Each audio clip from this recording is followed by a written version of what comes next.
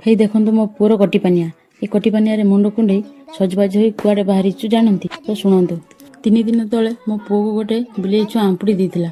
ତ ସାଙ୍ଗମାନେ, ଆପଣମାନେ ତ ସମସ୍ତେ ଜାଣିଥିବେ ବିଲେଇ ବା କୁକୁର ଆମ୍ପୁଡ଼ିଲେ କ'ଣ ପରିସ୍ଥିତି ହୁଏ। ଶୀଘ୍ର ଡକ୍ଟର ଦେଖେଇକି ଟ୍ରିଟମେଣ୍ଟ ନ କଲେ ତାର ବିଷ ଦେହ ସାରା ଖେଳିଯାଏ ଆଉ ବହୁତ ସାରା ଭୟଙ୍କର ପରିସ୍ଥିତି ହୋଇଥାଏ। ମୁଁ ବି ଡେରି ନ କରି ବବୁଲକୁ ଶୀଘ୍ର ଡକ୍ଟର ପାଖକୁ ନେଇଗଲି।